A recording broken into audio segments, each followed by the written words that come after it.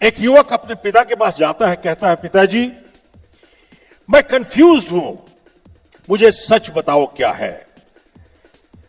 आप कहते हो भगवान ने हमें पैदा किया, मां कहती है हमारे पूर्वज बंदर थे। अब भाई सच क्या है, बताओ क्या है। तो पिता ने बोला, बेटा हम दोनों ही सच बोल रहे हैं। मैं अपने परिवार की बात कर रहा हूं, वो अपने परिवार की बात कर रही है। चलिए, सच तो यह है कि आज का प्रोग्राम के दो एजेंडा हैं, objectives, will power and skill power, that's one. और दूसरा हमारा जो कोट है, ट्रेडमार्क, जीतने वाले कोई अलग काम नहीं करते, हर काम अलग ढंग से करते हैं।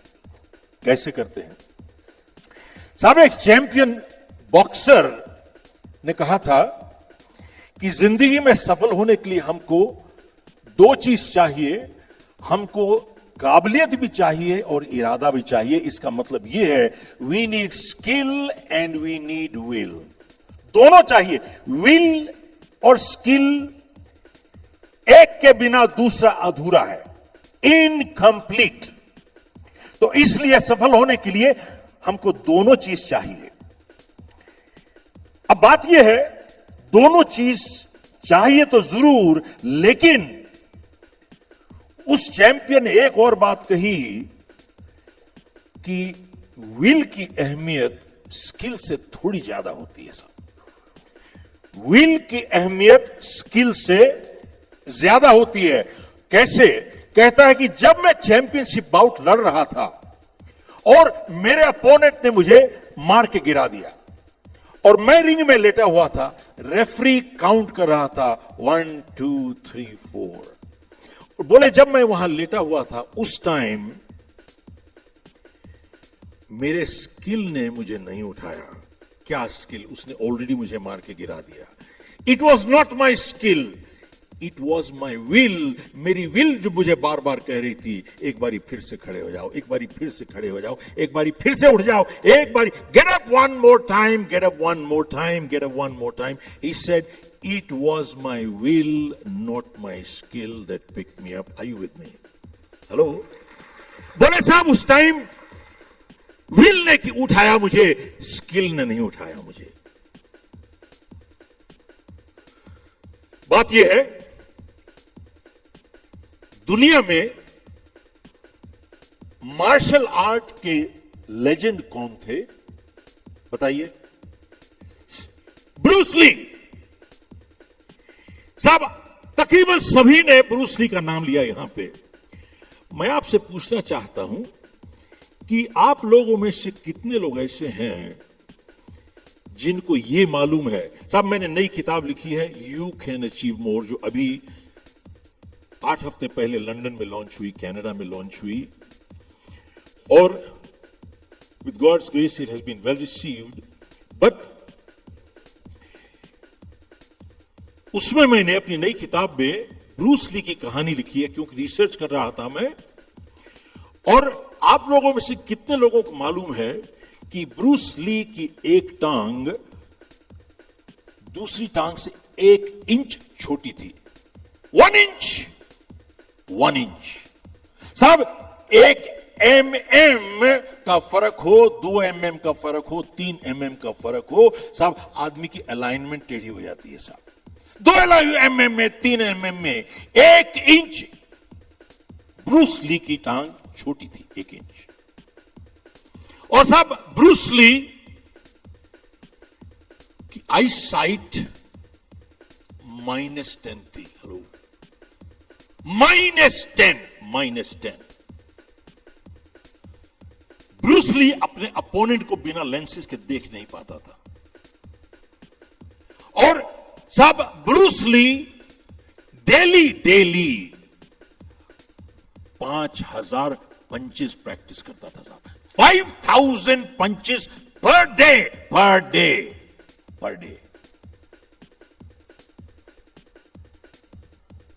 और साहब किसी ने ब्रूस से कोई बात पूछी तो ब्रूस ने, ली ने उसका जवाब दिया। कहता है, मुझे उस इंसान से डर नहीं लगता जिसको 10,000 तरीके आते हों किक कैसे करते हैं, उससे डर नहीं लगता मुझे। कहता है मुझे डर लगता है उससे जिसको सिर्फ एक ही तरीका आता है, लेकिन उसने एक तरीका 10,000 बारी प्रैक्टिस करके आया हो मेरे पास। बोले जिसको 10,000 तरीके आते हैं उससे मैं नहीं डरता साहब, लेकिन जिसको सिर्फ एक तरीका आता है, लेकिन उसने एक तरीके का अभ्यास 10,000 बारी किया हो, बोले उससे डर लगता है साहब मुझे। क्या बात है साहब। साहब ये तो ब्रूस ली की बात हुई, सबने नाम सुना हुआ इसका। 1 इंच इसकी पांच का फर्क था। अब माइकल फेल्प्स का नाम शायद सभी ने सुना होगा। 36 साल के बाद माइकल फेल्प्स ने मार्क स्पिट्ज का रिकॉर्ड तोड़ा। और किस चीज के लिए फेमस हो गए माइकल फेल्प्स? स्विमिंग। बेजिंग में 8 गोल्ड मेडल लिए साहब इन्होंने, 8 गोल्ड मेडल। 36 साल के बाद इसने मार्क स्पिट्ज का रिकॉर्ड तोड़ा, जिसने 7 गोल्ड मेडल लिए थे 1972 में। तो माइकल फेल्प्स का सब नाम जानते हैं किस वजह से कि साहब 8 गोल्ड मेडल जीता, इसने इतिहास बनाया। लेकिन आप लोगों में से कितने लोग ऐसे हैं जो ये जानते हैं कि 2 साल पहले बेजिंग से 2008 से पहले माइकल ओलंपिक से पहले माइकल फेल्प्स का हाथ फ्रैक्चर हो गया था साहब। ही फ्रैक्चर्ड हिज हैंड। तो साहब ये डॉक्टर ने इसको बोला कि तुम हम पानी में नहीं उतर सकते, पानी में नहीं उतर सकते। माइकल फेल्प्स और डॉक्टर ने इसको बोला कि भैया तुम्हारा अगर हाथ जुड़ भी जाए तो सवाल यह है कि क्या इसमें दोबारा से वही ताकत आ सकती है या नहीं। अरे तुम अपने मोहल्ले के बच्चों के साथ कंपीट नहीं कर रहे हो, तुम कंपीट कर रहे हो ओलंपिक में। माइकल फेल्प्स 10 साल से प्रैक्टिस कर रहा था इस इवेंट के लिए, 10 साल से, और अपना सपना टूटते हुए नहीं देख पा रहा था। ये तो सपना टूट रहा था उसका। तो साहब शायद अब्दुल कलाम ने एक बात कही, सपने वो नहीं होते जो नींद में आते हैं, सपने वो होते हैं जो नींद नहीं आने देते हैं साहब।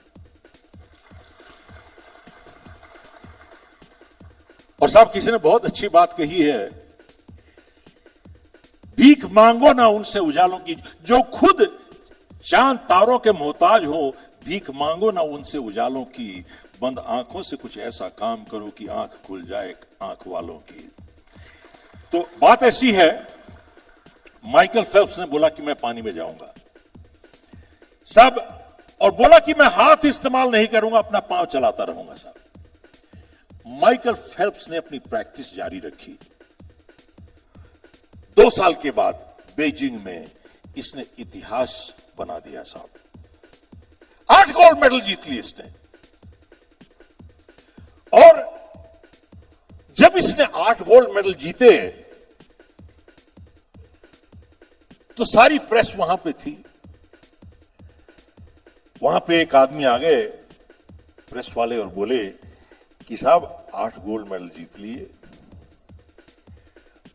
कहता है must be your lucky day, must be your lucky day. तो जब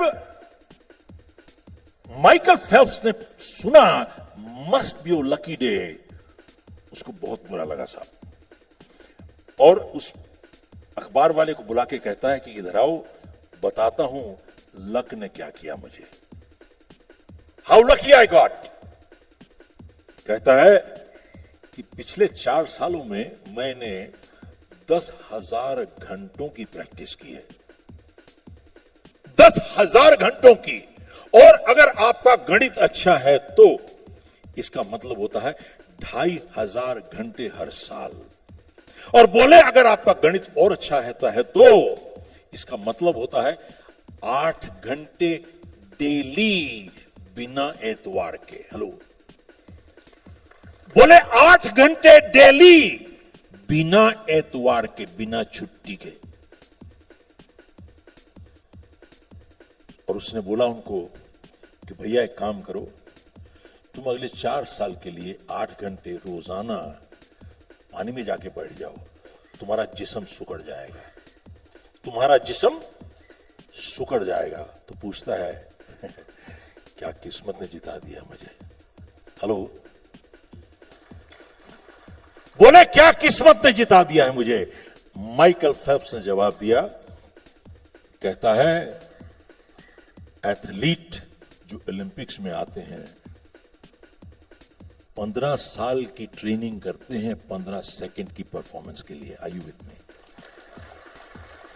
हेलो, साहब कहता है कि 15 साल की ट्रेनिंग करके आते हैं 15 सेकंड की परफॉर्मेंस के लिए।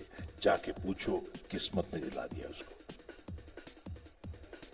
This is will power, not skill power.